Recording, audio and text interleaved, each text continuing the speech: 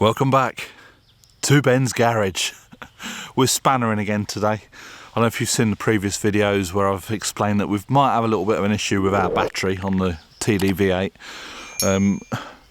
We're going to do this. We're going to put the bonnet up into service mode. I think I've shown you how to do that, but we'll just go over it quickly. Getting the bonnet up into service mode. We're going to disconnect the battery. Now I'm not sure on this Tdv8. I can't see over. Once we got the bonnet popped up, I can get on my seat and get up in the air. And on the earlier versions of the L322, it had like a pyrotechnic charge on the positive side of the battery. So if you was involved in an accident, it used to fire off the charge, disconnect all power. I'm not sure if this Tdv8's got that. I'll have a look when I get up there. If it has, then there's, you know, we're gonna have to be a bit careful. On the old TD6, you know, the older L322s, you had to disconnect the negative lead and leave it for 15 to 20 minutes to discharge the airbag system, because basically that's run on capacitors, and you know, you leave it for about 20 minutes to discharge that so that all the power drains out the capacitors, and then you disconnect the yellow cable from the pyrotechnic and then take your positive off, and then goes back opposite way around. I can't see I'm sat down here and I'm trying to look over the side. I can't see it yet. I don't know if it's got that, but we'll have a look when we get up there. And I've got my other cam so we can have some close-ups as well. This battery is a bit bigger than the one that's on it, I think, so I'm hoping it's going to fit. But it should do, because it was listed down as being for this car. So let's crack on, get this bonnet in the service mode, and I'll get on my seat and we'll have a closer inspection. Little clip here. Just need to get the clip to come out just a little bit.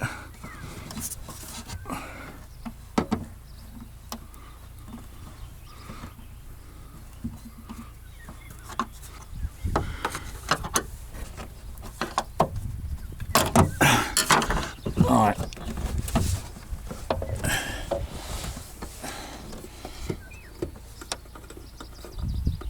Oh dear, that's get seized. What's this? Have I got one this side? Yeah, hang on.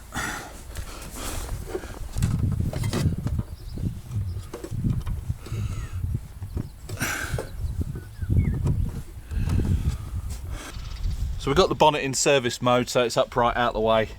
I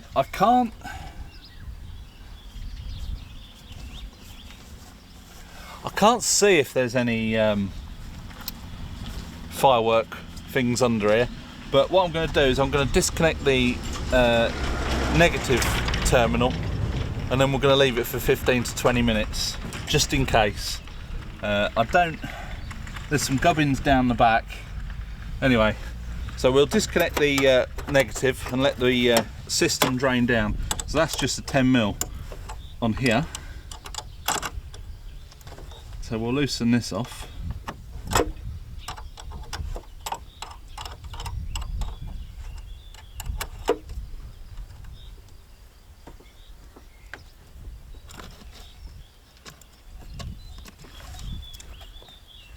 So that's the battery disconnected now. I'm just going to leave it, I say 15 to 20 minutes. I don't know if there is anything in there. The big white, the big fat positive, obviously we got one runs down to the start and we got one runs up into a box, but it doesn't look like the pyrotechnic thing that we've got on the TD6. So I'll just leave it at that for now.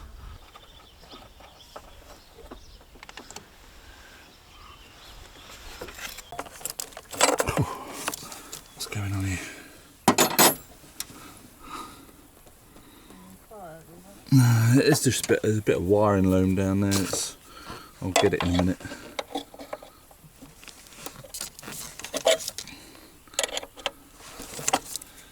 Luckily these haven't been done up too tight.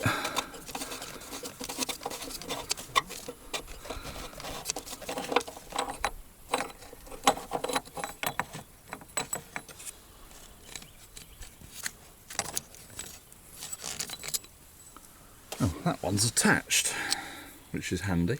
There's your battery clamp. The metal bit for the other one's still down in there, but we'll sort that out in a minute. So we're back. I'm just going to disconnect the positive now, which is a 13mm.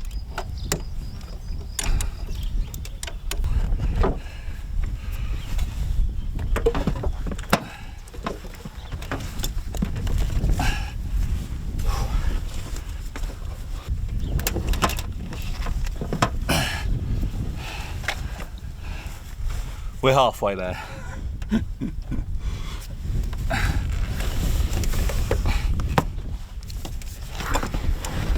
Are you alright with that? Yeah. This battery is just over 25 kilos and limited mobility. If I stood up, it would be straight in. Can't expect Tina to try and do it because, you know, She's a dwarf. she's a dwarf. I shouldn't call you by your name, should I? I should call you the Hobbit. Anyway. They all know I answer to many names.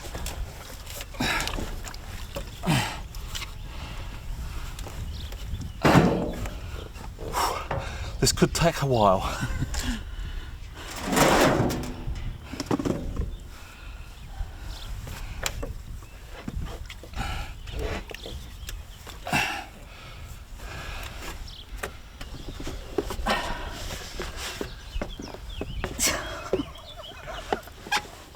This is probably not how to do it, but this is how we're doing it. Right. What I've got to do is probably get this end down in here first. Right. So I need to twist it a little bit as well. And then come this way.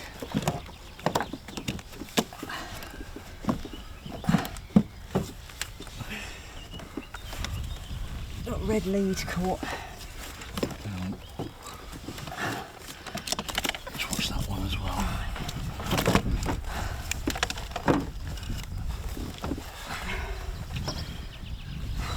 We're going to try a different angle of attack. So the only thing stopping it from going in like that is this bonnet switch, and that's just bracketed on here. So I'm just going to take that off so it's out of the way, and then hopefully we can just slide the battery down in that way rather than going at a funny angle.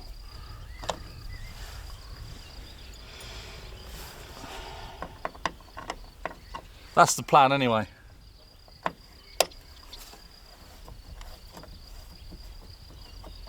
Do I need to get back up there? Yeah.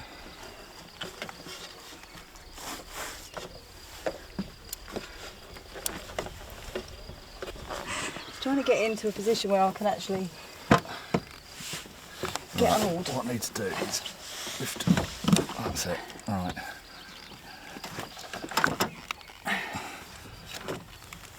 Is that still stopping your side from going down? Yeah.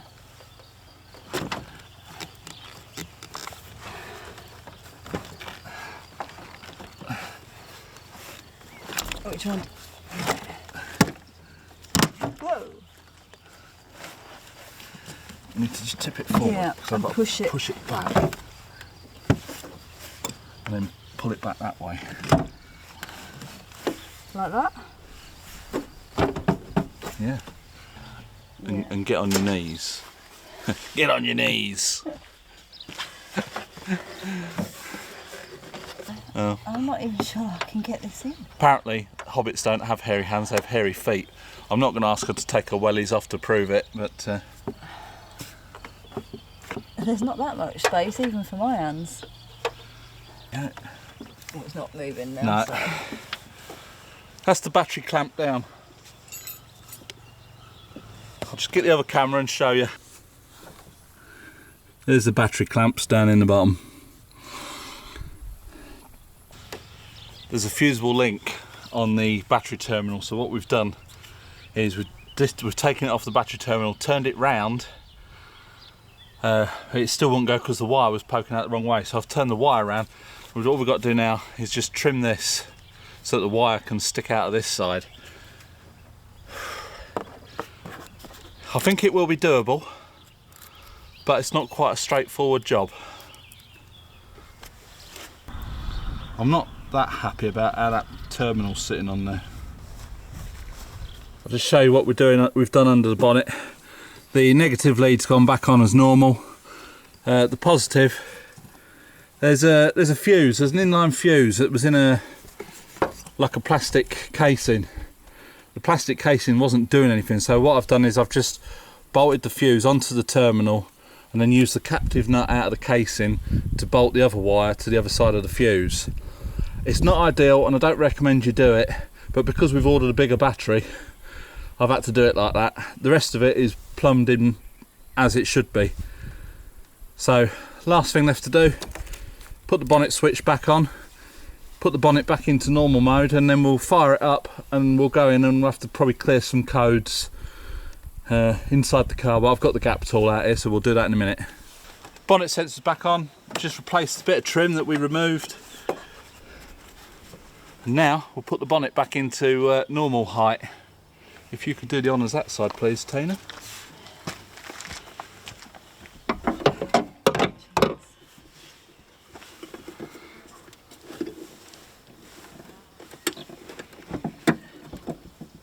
How does this come Pull out? that out towards you. Oh yeah, I've got it. And then just slide it back up so it's in line with this piece. Yeah. And then come back down gently until these go on.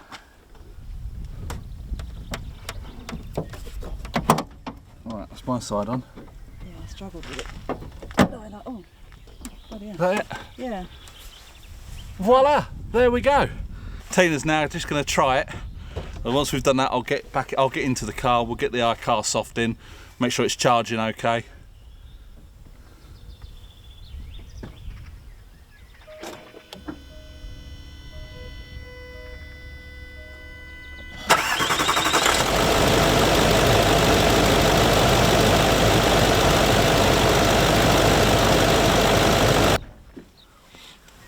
So, we know we can close this now, it's all done, all bolted down, everything's tight. Job's a good one. So I've got the gap tool in, we're on the iPad. I'll do a screen grab of this, so we're going to search for the tool. Tool found, gathering information. So it's got the car in it. So I'm going to go for live values now. Select live values, quick list, PCM engine, and I want to go down to main voltage supply, and at the moment we're charging at 13.8 volts, so I'll just take the revs up slightly.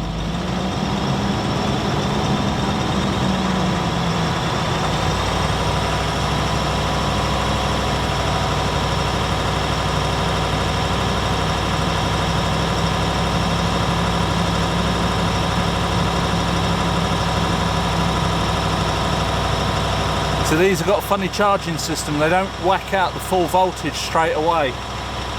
So it was pointed out to me on a previous video. So 13.8 is enough to charge the battery. So what I'm going to do is switch all the lights on. Side lights, headlights, main beam, still 13.8.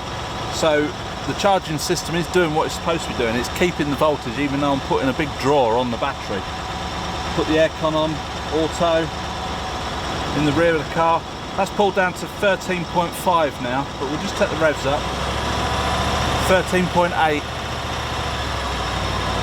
I know what will pull it down is the heated windscreen and the heated rear window. So I'll put the heated rear window on as well. 13.5, I'll just take the revs up.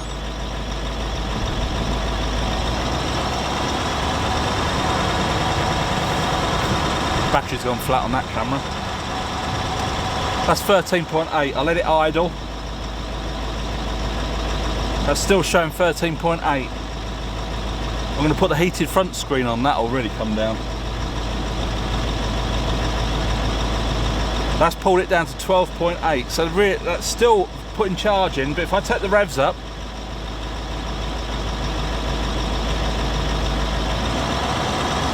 13, 13.2, 13.5, 13.8. We're back up to normal again at 1200 RPM.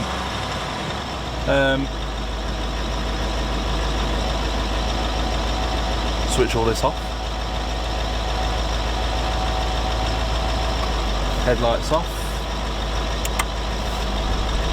So I don't know if you can see that.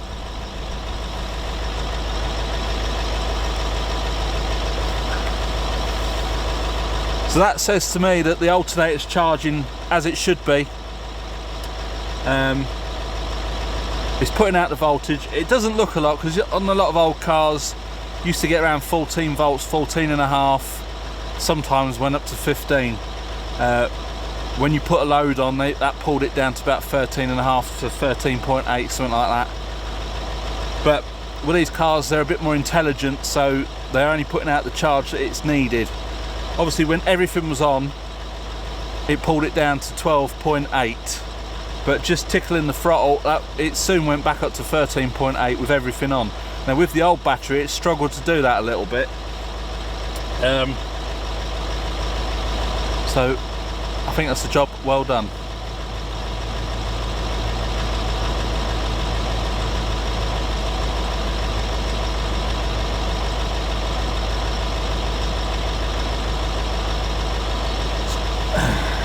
So I'll just go through and see if there's any codes.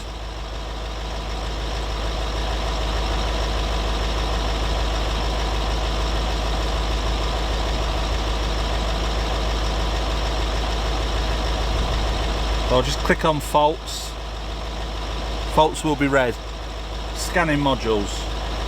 1 ECU found, 2 ECUs. It will just go through all the ECUs now and it will pull out any faults that it's got. All the same faults as before, which is probably down to audio amplifier, general circuit open failure. You know, the battery's been disconnected, so, and this was triggered. Oh, one was triggered yesterday. I think this is when it's been having a problem with Tina. So the 12th of the 6th and the 18th, which was yesterday, was when she went out in the car and it messed about a little bit. So there's that. Let's go back. How do we go back? Audio system. Lost communication with the park assist. That was because we disconnected the battery today. Driver's seat. Lost communication on the 15th of June. Driver's door.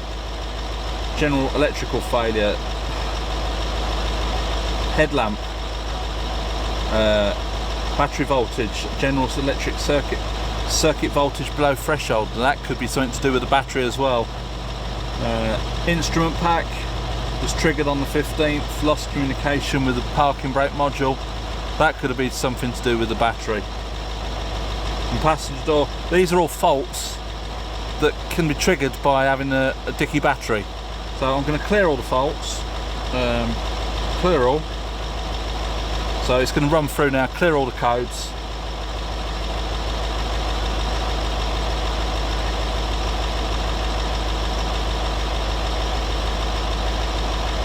It's cleared the codes, now it's going to scan them all again and see if there's if it's going to pick up any more faults. And that's it. There's no fault showing now. It's clear. It's as good as gold. Now on this one, I'm not sure if you have to reset the steering angle. Battery went flat on that.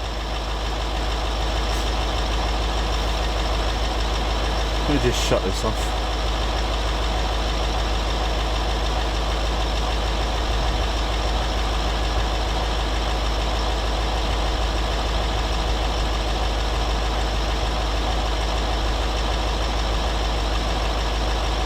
We're disconnected from the eye tool now, the gap tool.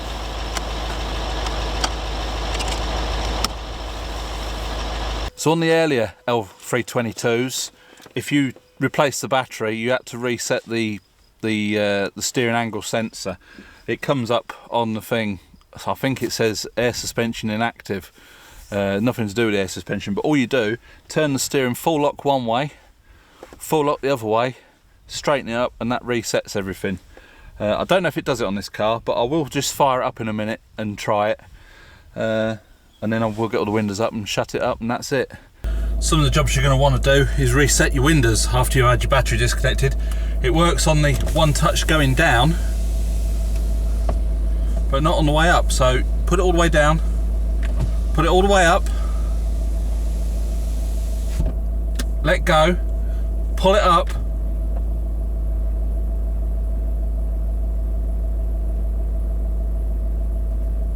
hold it there for 5 seconds. Let's see if this has done the job. One touch down, one touch back up. We'll have to do that for all the windows now.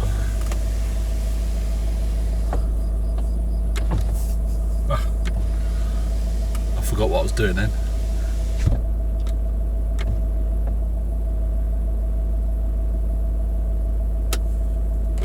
Push that one down, that's going down on the one touch. It's going back up on the one touch, it's as easy as that. Do it for the back ones as well. All the way down in the back, all the way up in the back.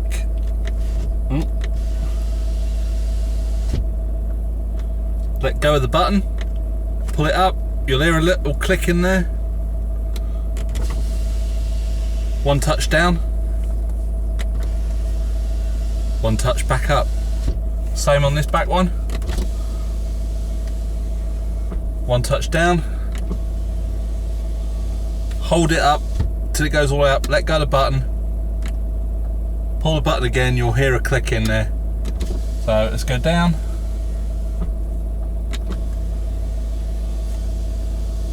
They're all working now. I'm not sure about the sunroof.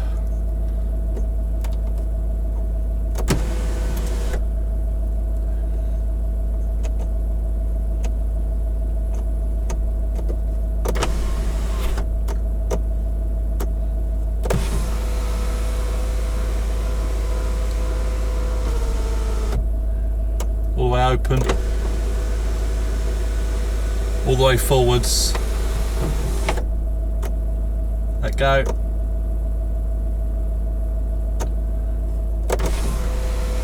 the one touch is now working on the sunroof, so we'll close that up again. One touch closes it, and then we'll see if it, one touch opens it, one touch brings it back down. One other job you want to do once you've done the battery is, I'll do a screenshot on this. I didn't realise I might have made a boo-boo because they're all saying about fitting an AGM battery to these Range Rovers. Ours isn't AGM. What we need to do is go into the body control, service test, body control module, battery replacement, proceed with this routine, yes. Engine will automatically shut off, so that's that. Switching ignition off, switching ignition on,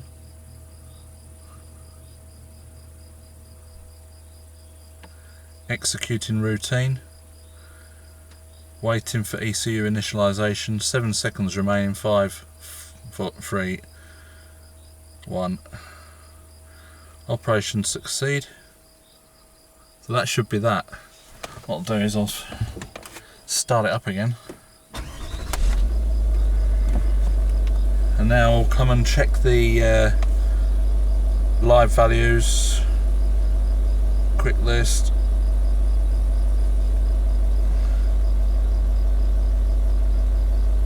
Main voltage supply. 13.5 volts, 13.8.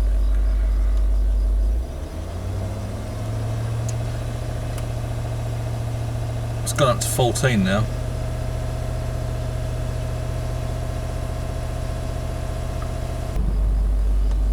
Right, so I'm just going to check it, make sure everything's working. Put the lights on. Put it on main beam.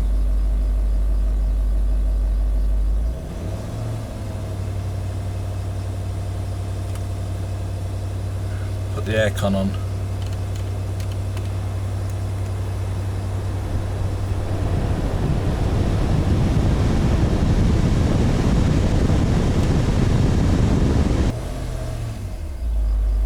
It's hovering around 13.8, 14 volts. We'll have to wait, we'll have to try it, won't we? See what goes on, and we'll hope for the best. So, I hope you like this video, and it's shown you how to do it. We haven't done it as it should be done. I know we'll probably get some hate. We'll get some haters out there saying, you know, why didn't you do the job properly? That little plastic box just protects the fuse. It sort of supports it a little bit, but there's not that much tension or stress on it, so I've done it like that for now. The car's back up and running, and it'll probably stay like that forever. But we went for the biggest battery we could possibly get to fit in there. It's more power, it's got more cranking amps, so hopefully, fingers crossed, we've just proved that the alternator's putting out a good enough charge, and it's possibly, hopefully, just the battery. So I hope it was a bit of informative for you, and yeah, please give the video a good thumbs up, subscribe if you haven't already, and from me and the Hobbit sat behind you, it's bye for now.